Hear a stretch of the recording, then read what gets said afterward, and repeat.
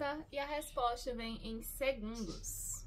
Parece um sonho, né? Hoje a inteligência artificial nos dá a resposta tão rápido que às vezes nem paramos para pensar. Nesse vídeo a gente vai falar um pouco sobre os impactos da inteligência artificial nos estudos e perceber o que nossa geração está deixando de ganhar com o uso dessa tecnologia. Você está pronto para refletir e mergulhar nisso? Fica comigo até o final. Oi gente, esse é No Caminho Literário e hoje a gente vai falar sobre a inteligência artificial e como ela está impactando demais os estudos. Eu tive ideia de fazer um vídeo sobre isso porque eu trabalho com adolescentes, eu trabalho com a educação e eu percebo muitas diferenças em um espaço de aproximadamente 10 anos de quando eu concluí meu ensino médio para o ensino médio atual. E eu vejo como a tecnologia e a inteligência artificial principalmente, e eu percebo demais essa diferença entre essas inteligências artificiais, o ChatGPT, o Google Gemini, o Grok, eu acho, o Twitter. E o primeiro impacto que eu percebo é simplesmente a preguiça de pensar.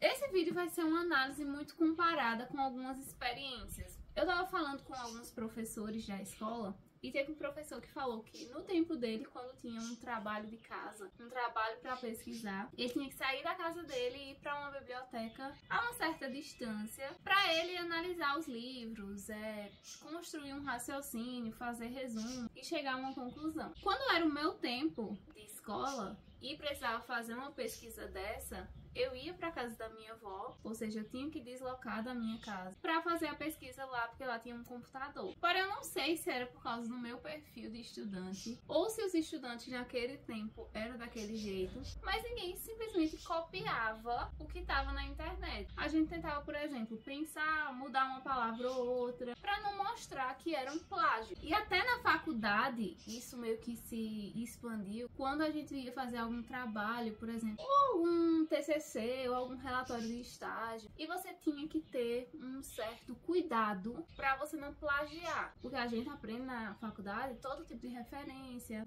direta ou não, que seria reescrever o que aquele autor falou com as suas próprias palavras e esse tipo de coisa. Porém, eu vejo que nessa geração, com a inteligência artificial, você pode criar um texto único que é praticamente indetectável que aquilo foi um plágio. Então você pode fazer uma pergunta lá e você vai obter uma resposta e você pode falar, reescreva tudo que você falou. E você pode pedir para a máquina reescrever várias vezes, de uma forma até natural, né, até humana. E isso faz com que você simplesmente não pense. Então essas respostas rápidas dessas ferramentas vai justamente fazer com que o aluno nem pense, simplesmente veja qual é o problema e busque uma solução sem nem refletir no meio desse processo. E quem é que nunca quis que a inteligência artificial, né, fizesse esse trabalho por nós?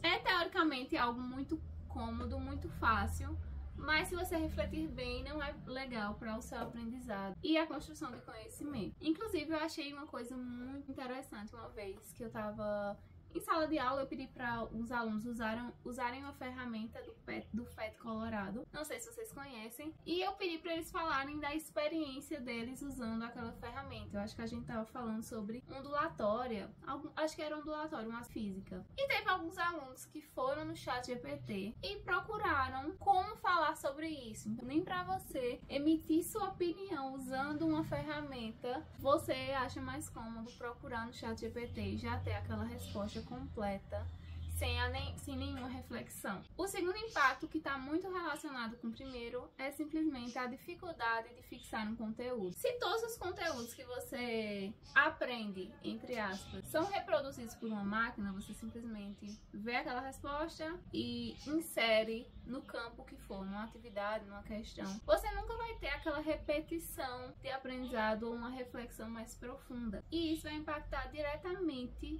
no seu aprendizado. Então eu enxergo o cérebro da gente como se fosse um músculo. Você tem que estar a todo momento, nem que seja em pequenas porções, treinando ele para ele conseguir ficar forte. Então, se você ficar no estudo tipo passivo, você vai enfraquecer muito esse seu músculo. Diferente de que você usar uma memorização ativa para justamente ajudar na fixação daquele conteúdo.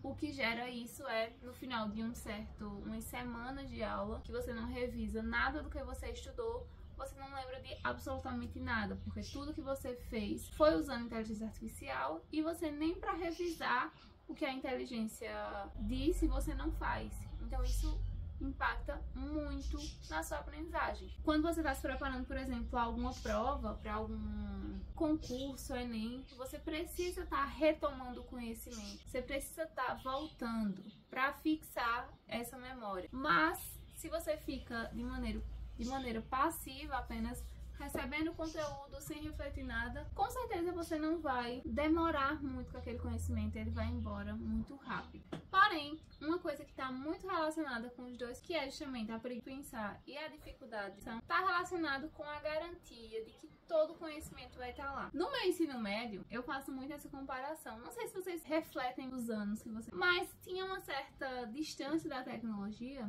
e em muitos momentos precisavam que a gente se garantisse em algumas situações. Então, por exemplo, se você fosse fazer uma prova, você precisava no mínimo decorar aquelas fórmulas, ver o que é que uma coisa ou outra significava para você chegar na prova e aplicar. Porém, hoje, eu falo isso porque eu sou da área de exatas, mas também se aplica na área de humanas e conceitos, o que significa determinada coisa, como é que elas estão relacionadas, etc. Porém, hoje, a gente tem a garantia de qualquer coisa que a gente pesquisar, a gente vai achar na internet. E isso faz com que o nosso cérebro e nós mesmos nos ficamos acomodados na busca por conhecimento. Então, você simplesmente não tem motivação nenhuma em, por exemplo, chegar em casa depois da escola e fazer uma breve revisão do que você viu na escola, porque justamente você tem aquele pensamento, né? Por exemplo, eu não preciso aprender coisa que eu procurar online, eu vou saber.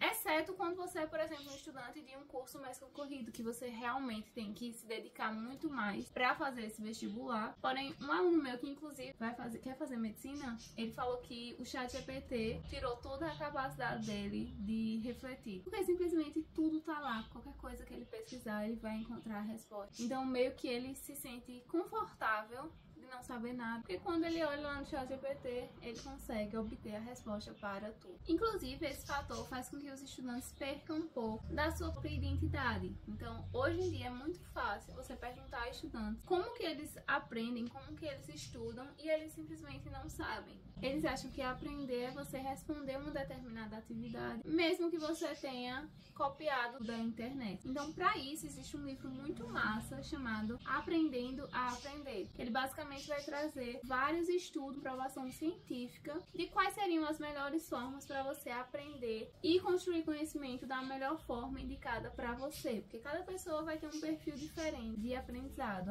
Eu prefiro ver videoaula, eu preciso ler, eu preciso resolver questão. E nesse livro vai falar bastante de como você pode literalmente aprender a aprender. Se você tem interesse em comprar esse livro, eu vou deixar no primeiro comentário fixado um link confiável para a Amazon. O próximo impacto, que está indiretamente relacionado, é sobre o fato das redes sociais e da quantidade de informações que tem disponível hoje em dia. Eu já fiz um vídeo aqui no canal sobre como está sendo a minha experiência sem usar as redes sociais, principalmente o Instagram, o Twitter. Porém, essa estafa mental que está rolando com a população atual, de você simplesmente pegar muito conhecimento lá de fora, deixar na sua cabeça, faz com que você não reflita e não faça nada com aquelas informações. Então, essa quantidade de conteúdos, aliado com a disponibilidade deles, simplesmente é impossível que os estudos consigam vencer essas ferramentas atuais. Então, eu percebo hoje que se você perguntar aos estudantes quanto tempo que eles passam no TikTok, vai ser, sei lá, no mínimo 2 horas. Eles vão dormir super tarde acessando esse tipo de conteúdo. Enquanto que se você pedir para eles estudarem 10 minutos por dia,